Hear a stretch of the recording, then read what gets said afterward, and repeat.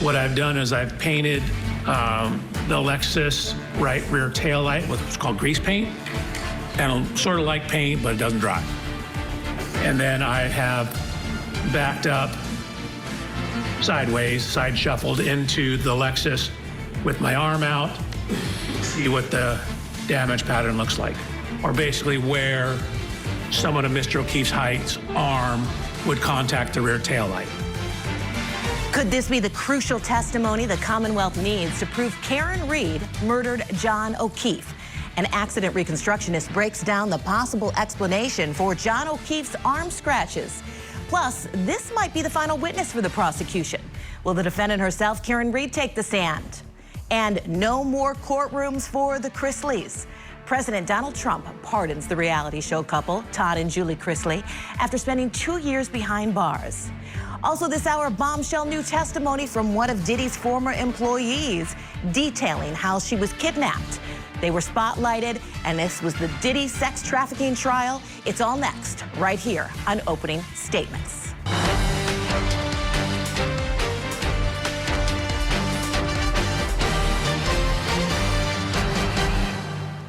And welcome to Opening Statements. I'm Kelly Craft, in this morning for Julie Grant. Julie is a special guest for the Scripps National Spelling Bee, and she will be back next week. On the show, we are getting you ready for what's ahead in court. And right now, it's time for the Daily Docket. Case in particular, just, I guess it caused so much emotions to rise to the surface for all the girls that are missing, and how he was a troller. He trolled the bars, he trolled the internet, he trolled the neighborhoods, and he was looking for girls like Sade. And he found one, if not many.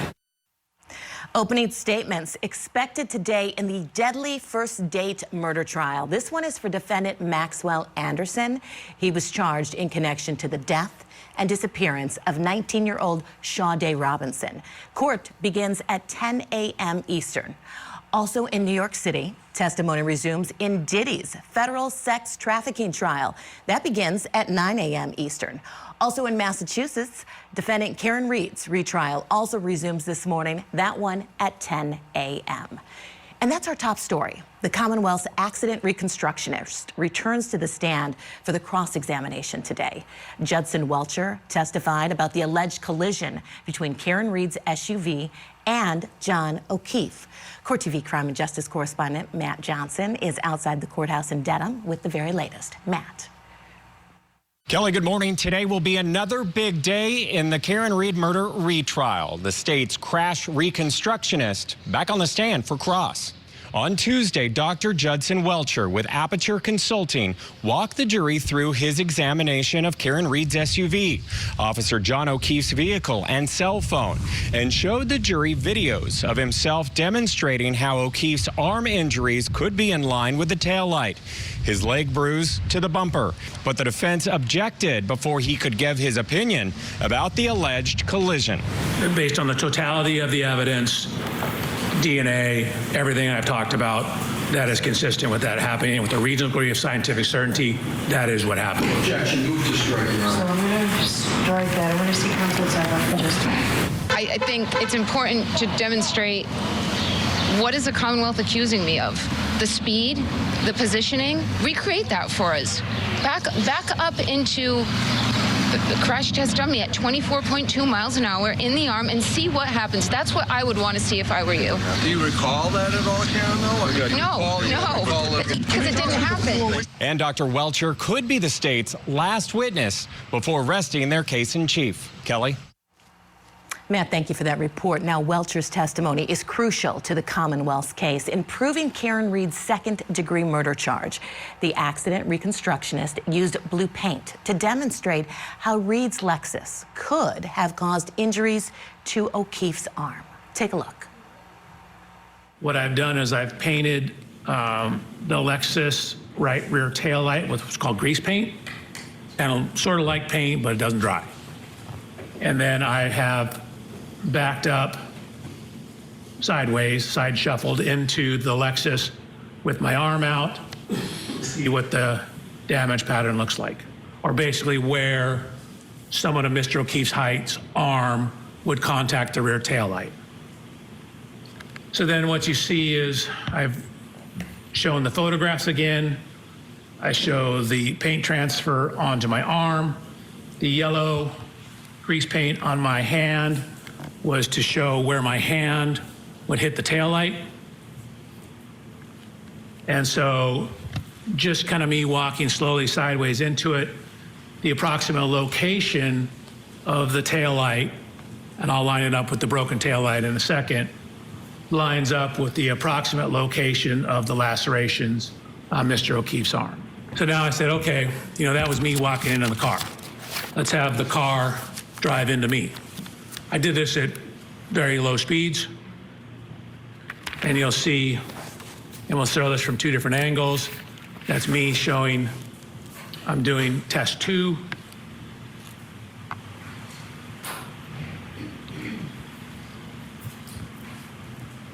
This is from a camera that we have pointing down at it. This is the speed. You'll see it's only about a 2-mile-an-hour impact. But even a 2-mile-an-hour impact redirects me back and causes me to rotate and take a step. So, did the prosecution prove Karen Reed murdered John O'Keefe? Here to discuss, criminal defense attorney and former prosecutor Franz Borchardt and creator and host of Road Patrol Live, John DePietro. John, why don't we start with you this morning? Good morning to both of you. But John, you have Kelly. You've been in the courtroom. What do you think? What are your takeaways from his testimony? Kelly, it was really remarkable, especially, number one, he conducted the test himself. Number two, he's about the size and height of the late John O'Keefe, and so he even dressed like him with a baseball hat. This has been, the video has played such an important part of this trial, from the various clips they showed, a different video they've shown. This was remarkable. There was in the courtroom. It was if, you know, the jury were all watching this, and this is the closest thing as to what happened. It was outstanding. And the way they executed it, this was the final. It really demonstrated, and especially they had the camera up top, they had the camera on the side. It showed basically what happened and how it could happen. And between the paint and the fact that he was actually the one doing the test, it was that authentic, and the fact that they also have a replica Lexus. It was so explosive, and it was really powerful in the courtroom. It was as if we were of what had happened to John O'Keefe that night.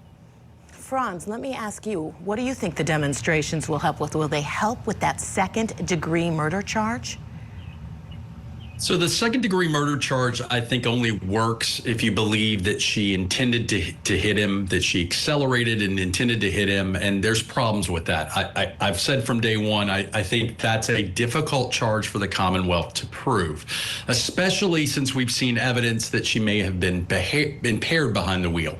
I think what you do have is a very, and I know people will disagree with me, I think you have a good witness, a good expert, that has proposed how it happened, and he did it in a demonstrative way. And look, whether or not the judge allows that final question to come in or not, the totality of the circumstances, what he was just saying to a lot of folks makes a lot of sense. You got the DNA, you got the shards of glass on the victim, you got this reenactment. It makes a lot of sense that this is how this may have happened. That all being said, I'm very much looking forward to the Alessi cross-examination. I enjoy watching him do cross-examination.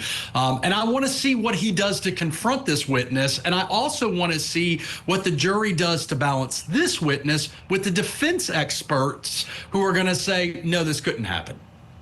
All right, let's listen to some more of Dr. Welcher's testimony. He's going to be demonstrating the fractures on O'Keefe's arm and how they really were lining up with some things. Why don't we go ahead and listen to some of that, and then I'll get your reaction on the other side. What I've done is I've taken these yellow lines to show the extension of the components on the rear of the exemplar Lexus. Then I've done this extension of those same components on the rear of Miss Reed's Lexus, and shown how the approximate location of the fractures in the taillight match up with the approximate location of the contact of the arm onto the taillight. Dr. Welcher, do you have any indication of how Mr. O'Keefe's arm was bent, what angle it was bent at? Not exactly, but for these to be taillight shard fragments, they would need to be in the area of the taillight, but it could be further up. We know from the police photographs that there was a damage to the rear body panel in the area I'm searching here. So it's possible his arm was a little higher up and the glass hit the rear of the Lexus. John, what do you take away from that?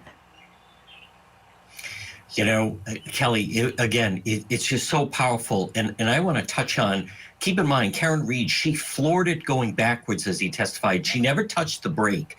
I think murder, too, was established yesterday because also, keep in mind, as all this is being demonstrated, this comes on the heels, which was Dr. Wolf, the neurosurgeon, who basically testified that after he was struck so hard with his head hitting the ground that he was basically. So the way he illustrated this made the most sense. It also demonstrated, you know, that this is where the taillight was. But it was, you know, as someone that has followed this case for 2 years, I thought, and what Dr. Weckler laid out, it also shows that she was aiming directly at him. She floored it. He was behind her. I mean, to me, who came into the courtroom yesterday. Franz, you mentioned about cross. Why don't we talk a little bit about that? What do you think we are going to see? Obviously, during voir dire yesterday, we got a glimpse as to maybe they're going to ask about changes to his PowerPoint presentation. What do you think we're going to see? I think the overarching theme is going to be scientific validity and credibility.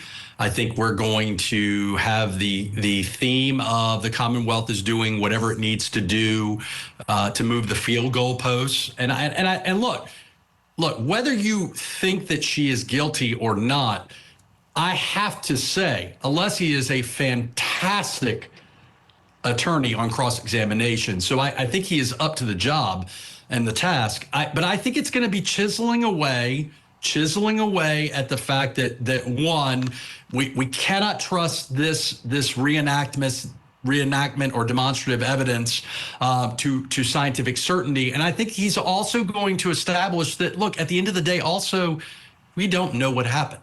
And that this is just a theory and it has flaws to it. Whether or not the jury agrees with that or not remains to be seen. But there is looking like a lot of evidence right now that seems to support that she hit John O'Keefe with that car. John, do you think this is how the Commonwealth will end their case with this witness? Will there be anyone else after this for the Commonwealth?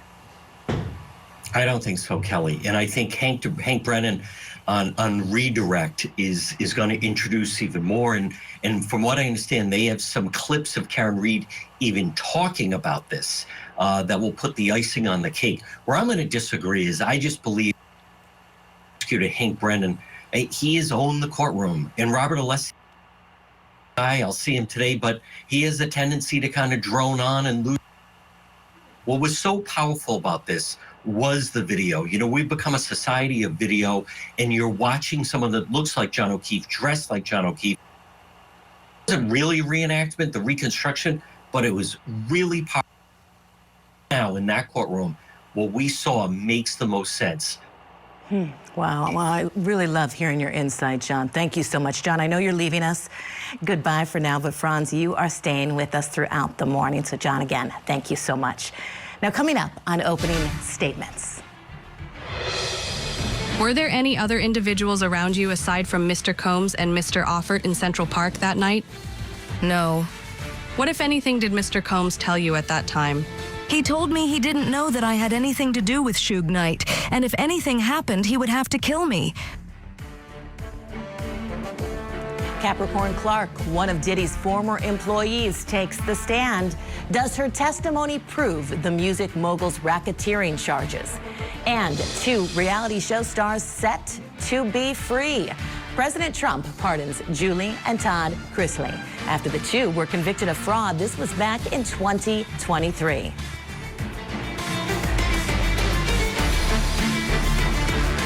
Karen Reed is in the midst of the retrial of the century. She is factually innocent. She's guilty. There's something wrong in this county.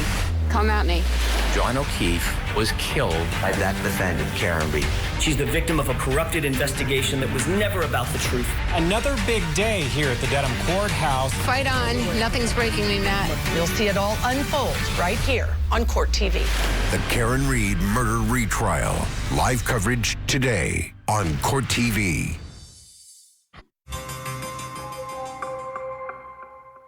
It's so difficult to reflect on the darkest times in your life. Sometimes you got to do that. I was disgusted then when I did it. I'm disgusted now. As alleged in the indictment, to carry out this conduct, Sean Combs led and participated in a racketeering conspiracy that used the business empire he controlled to carry out criminal activity. The federal trial against Sean Diddy Combs continues this morning. Cassie Ventura, she was rushed to a hospital to begin labor on Tuesday, but testimony from another former employee of Diddy is what's trending in true crime. Capricorn Clark, she's seen here, leaving the federal courthouse on Tuesday. She was a former top aide for Diddy's Bad Boy Entertainment Company. Prosecutors believe her testimony supports the racketeering conspiracy charges, which fed off violence under Combs, including the allegations that Diddy broke into Kid Cudi's home and torched his car.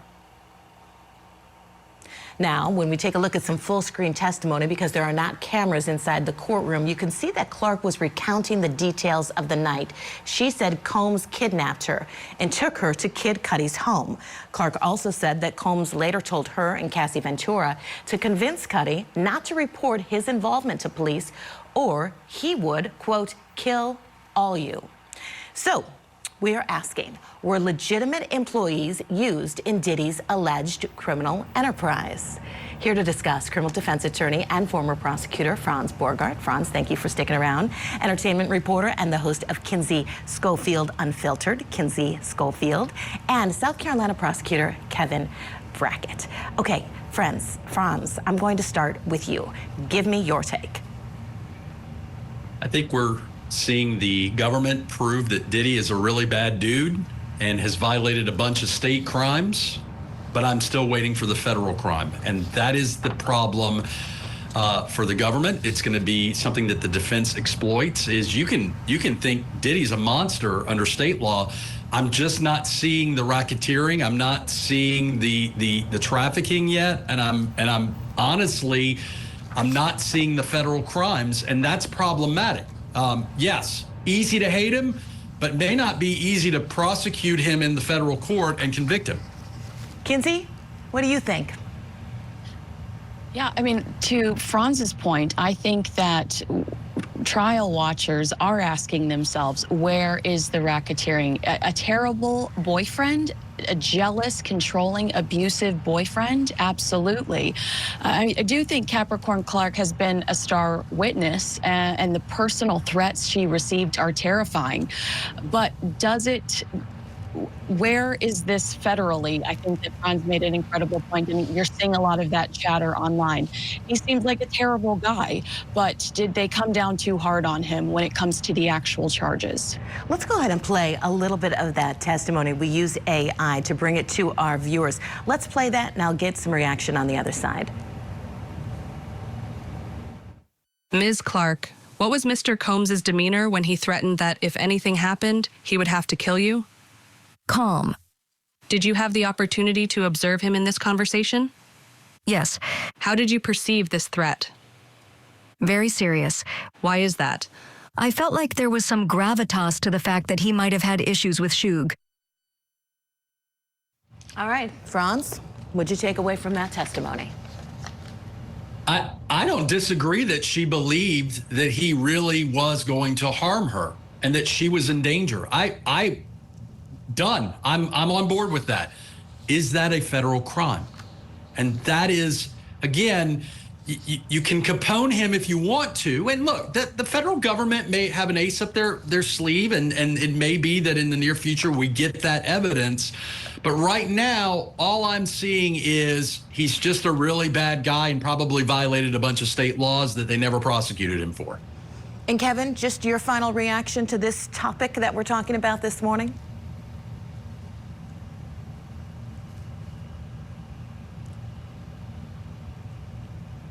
We don't have any audio from Kevin. I think you're muted, Kevin. Kinsey?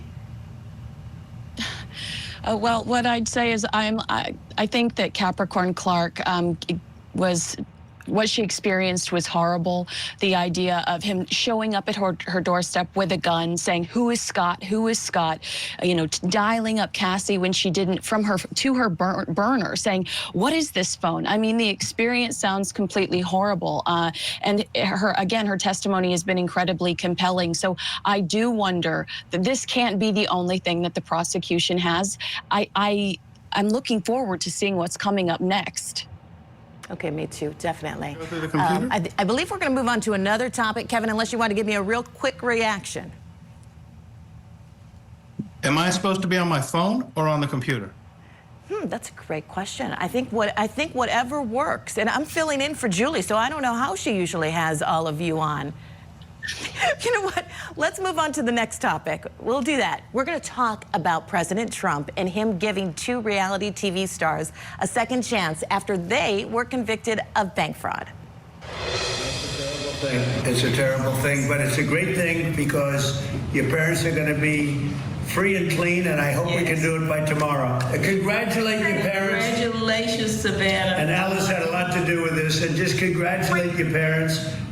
And I hear they're terrific people. This should not have happened. So, and you just take care.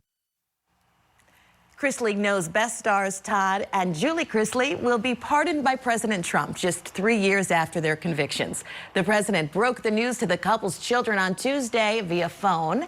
In 2022, Todd and Julie, they were found guilty of conspiring to defraud banks in Atlanta for more than $30 million in loans. Julie was sentenced to 7 years in federal prison, while Todd got 12 years behind bars. Now, according to the president, the pardon should be finalized at some point today. So we're asking, have the Chrisleys seen their last courtroom? Kevin, let's try to talk with you. What do you think? Well, sorry for the technical difficulties, Kelly. I think that the pardon power of the president is an important power, and when it's exercised discreetly, it's a good thing. But I got to tell you, Kelly, I'd do 2 years at the federal prison camp in Pensacola for $20 million. So I'm not sure. If, in fact, they defrauded all these people in these banks in Atlanta, then I'm not sure that this punishment fits the crime. Yeah, that's an excellent point. Franz, what do you think? I mean, I'm at a loss. I mean, I guess it must be nice to have friends in high places because, I mean, the optics are horrible. And look, meanwhile, Joe Exotic, the Tiger King, is still rotting in prison. When's Trump gonna pardon him? I mean, I just, guys, all joking aside, I think the optics of giving these guys a 2-year slap on the wrist for their level of defrauding is frankly insulting to the justice system and to all the victims, and it's unfortunate. But again, it's the president's prerogative, and it's his authority to do it. So move on to the next one.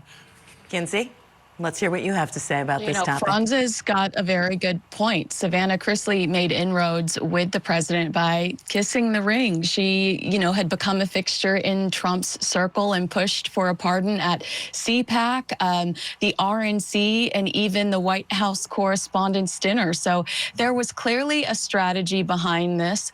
I don't know if I would necessarily describe it as clever, get into the right circle and be super sugary sweet.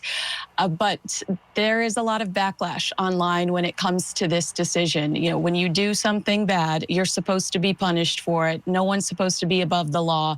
And, not to be a total Debbie Downer, but especially reality stars. Sorry, Donald Trump. Sorry, President Trump. No, excellent points. All right, everyone's sticking around. We're going to get to some other topics, and still to come on opening statements, we will listen to important testimony from Diddy's trial with the help of AI. The moment Combs allegedly kidnapped his assistant to help him break into Kid Cudi's home. Plus, how likely is it that defendant Karen Reed will take the stand? So John's laying there, his left and his right, and I approached John from the left. That's where the street is. And he had a piece of glass, like perched on his nose, like just wedged like a splinter would be. And I just pulled it, and as soon as I pulled it, it just gushed blood down his face.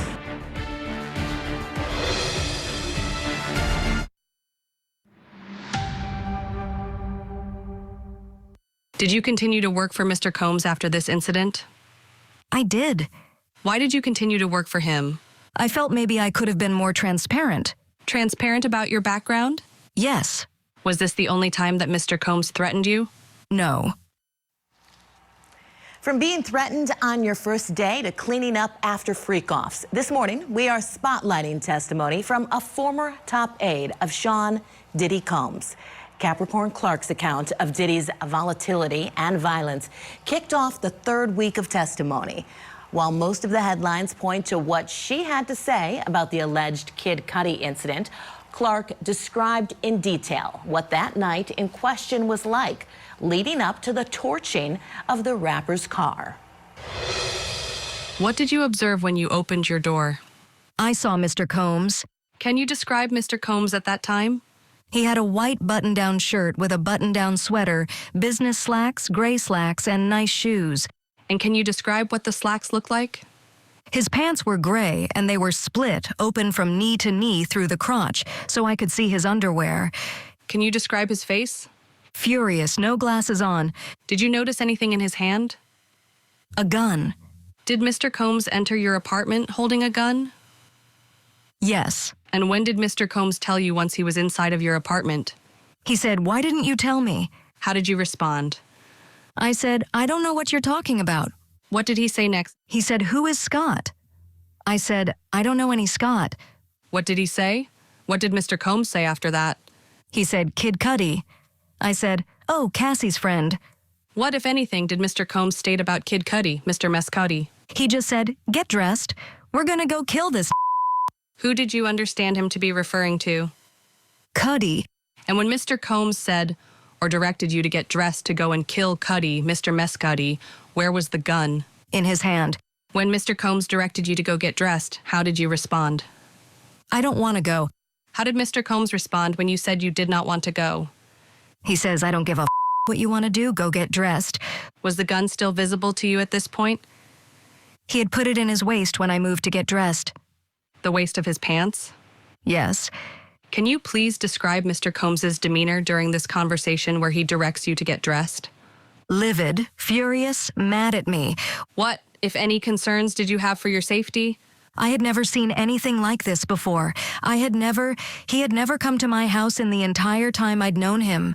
I've never seen him with a weapon. I've never seen him making me do something like this. Did you make any attempts to escape your apartment? I did not. Why not? The way he was acting, I just felt like anything could happen. Was Mr. Combs ever violent with you during your employment? Yes.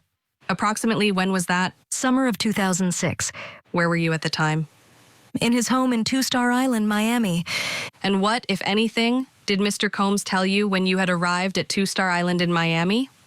He told me, "I don't care what goes on this weekend. You are not to leave this house." Did Mr. Combs later send you on an errand? He did. Where to? Pharrell Williams, who was a music producer, his manager came over and was dropped off by boat on the back dock for a quick meeting. He had me return Rob Walker to Palm Island, where they were shooting a video. Did Mr. Combs direct you to do that? He did. Approximately how long did you remain on the other island? An hour. What were you doing during that time? Hanging out. When did you next hear from Mr. Combs? About an hour in on the phone, I got a call. What did he say? "Where the are you?" What did you do after you got that call? I went back to Star Island. What, if anything, did Mr. Combs tell you when you returned to Star Island? He said, "See, your problem is you want a life, and you can't have that here." What, if anything, did he direct you with respect to the rest of the weekend? He said, like I said, don't go anywhere. You are not to leave this house. What happened the next morning? I woke up and I went to the kitchen to get some breakfast. What happened then? I was making my plate. The chef was there. She was tired. I asked her where the turkey bacon was. She said, there is no more turkey bacon. She was very upset from a long night. And I said, I hate it here. And what, if anything, did the chef then tell Mr. Combs in your presence? She then walked outside to where Puff was standing on the back deck and told him what I said. It exasperated her. He immediately looked at me and said, you hate it here? And he charged me. When you say he charged you, can you describe what he did physically to you? He ran towards me with his hands open and pushed me, my shoulders, and he started pushing me back. In what direction? Out towards the front entrance of the kitchen, through the butler's pantry. Approximately how far did he push you? About 25-30 yards. And how was he pushing you? Just to make sure the record is reflecting the witness with open hands? Open hands, right here on my shoulder, like, you know. The top of your shoulders. What, if anything, was Mr. Combs telling you while he was pushing you in this way? He said, you hate it here? Get the out of my house. You hate it here? Get the out of my house. And he repeated it until we were outside. Can you describe the amount of force that Mr. Combs was using when he was pushing you? I would say 75%. I never fell. I kept catching myself. Did anyone intervene? Yes. Who? Paul Offord.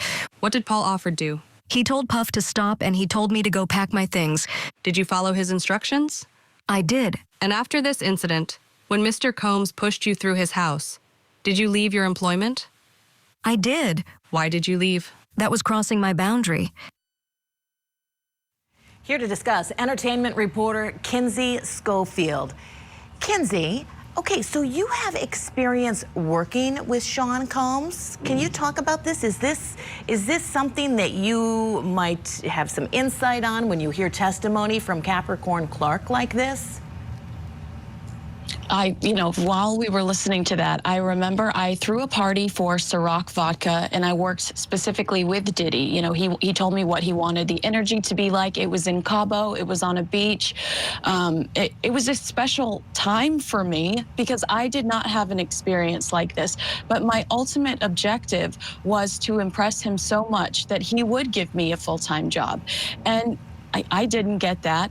And in listening to Capricorn Clark's testimony, I can't tell you how grateful I am that I didn't. I had a brief experience with him. I threw a party for him. It was a success.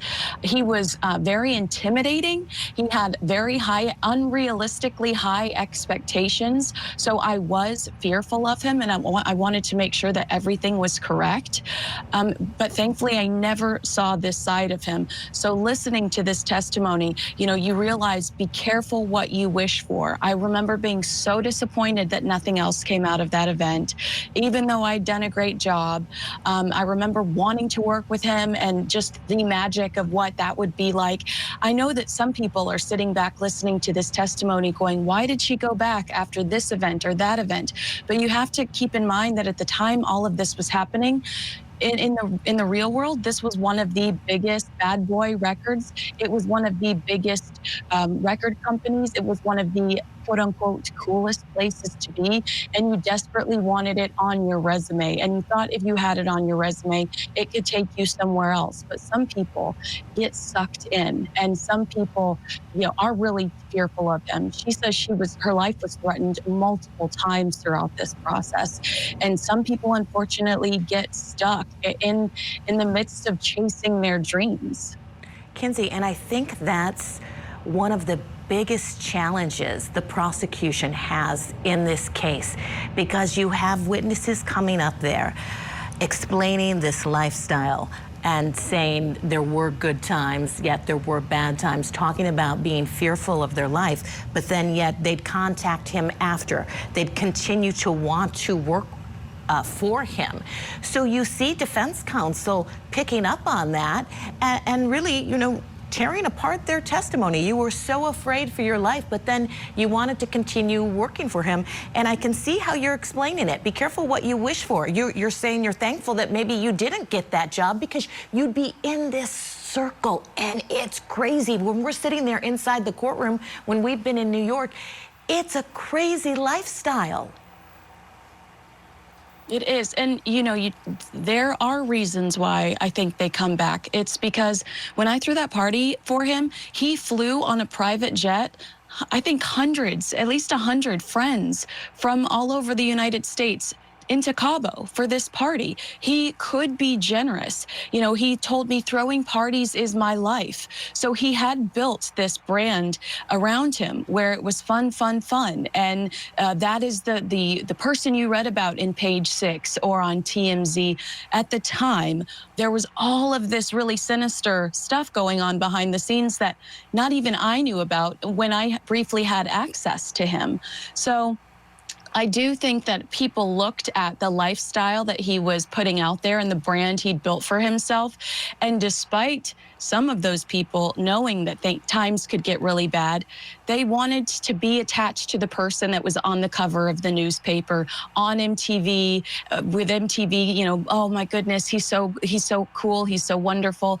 There was just that association that they wanted to elevate themselves, but also he could be Mr. Good Time sometime.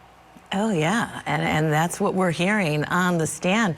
Speaking of graciousness, I'm sure that there were times where he was very gracious. We did have a former employee ask about him in regard to, was he a gracious man? That was defense counsel asking, and he said, I would not describe Sean Combs as a gracious man, but I'm certain, Kinsey, when you're talking about these parties and having fun and being in like the realm of this amazing, you know, situation, I'm sure it was great.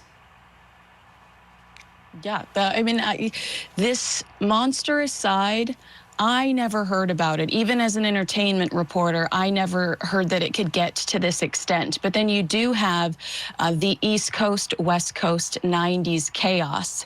And testimony like this not only adds to that story, but increases interest in it. Because if we didn't know about some of these instances, like Diddy going to Cuddy's house and swiping a Chanel bag that was meant to be a gift for Cassie, things like this, you know, you wonder what else happened. You know, what is going to come out through this trial, but what other witnesses are going to come out to talk just because other people have had the courage. I mean, they were subpoenaed, but other people have had the courage to speak too. So I do wonder what other stories will come out over the next few months, just based on what we've heard alone throughout this trial.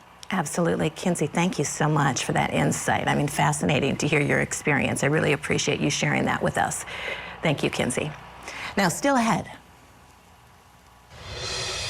I mean, I didn't think I hit him, but could I have clipped him? Could I have tapped him in the knee and incapacitated him?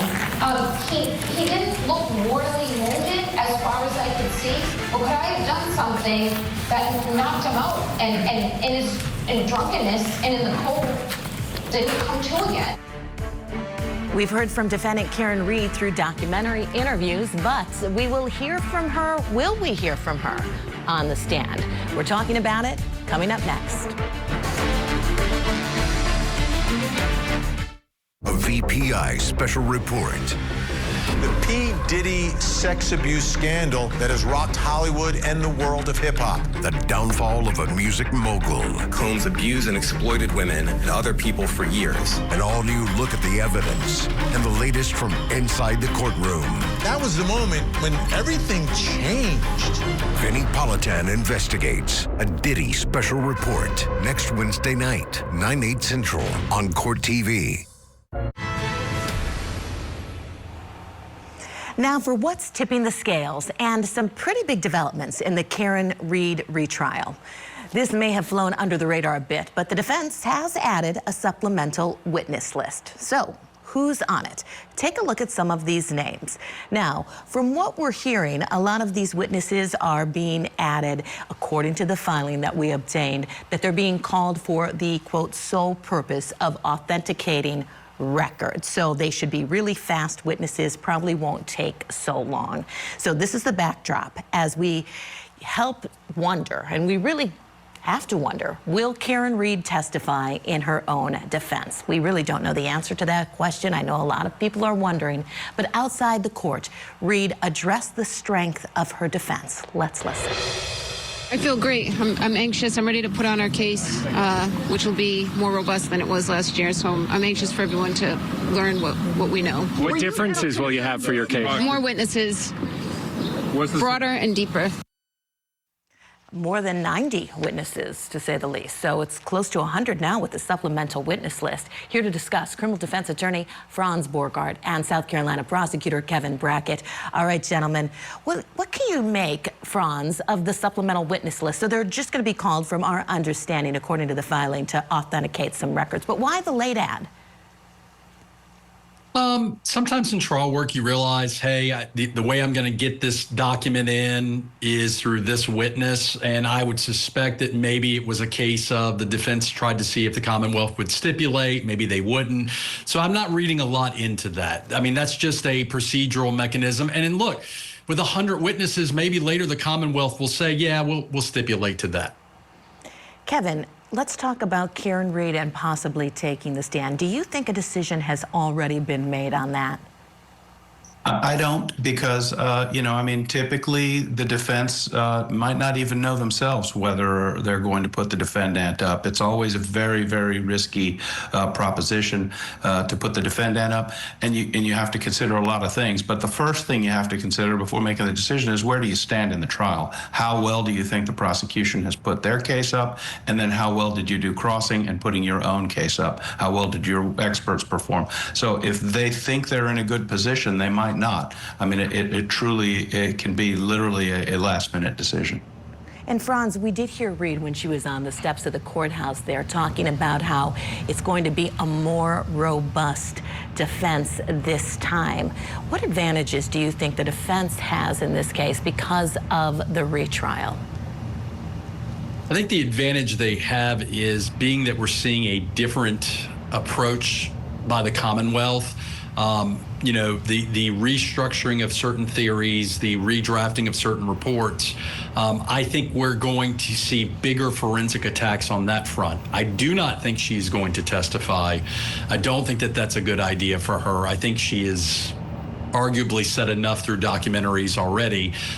So I think it's going to be more heavy on the confrontation of some of the newer Commonwealth witnesses. The big question for me is, are we going to see Trooper Proctor in this defense? I don't know. I hope we do. I think that would be entertaining, but I'm waiting to see, just like everybody else. And Kevin, what do you think some of the advantages are for defense counsel this time around? Well, I think that, it always helps on a retrial when they have transcripts of the testimony from before. They know what they're going to say, and also the witnesses for the state are pigeonholed. They're bound by what they said before, and if there's variances in what they say, even sometimes trivial ones, but they can be blown up to make it seem like they're more than they are. So it gives them some extra ammunition for cross-examination. That's usually what you see, is going back through transcripts. Now, you previously testified as follows, and now you've said something different today, haven't you? So, that gives the defense an advantage because, we don't always know in the state side what the defense is going to do. We know very little about what they're going to do. And they can change their defense on a dime, but we're sort of bound by, especially the state witnesses, they're bound by what they said before. Kevin, thank you so much. Kevin Brackett, thank you for joining us this morning. Franz, thank you for joining us as always. Have a great day, guys. And that's going to do it for opening statements.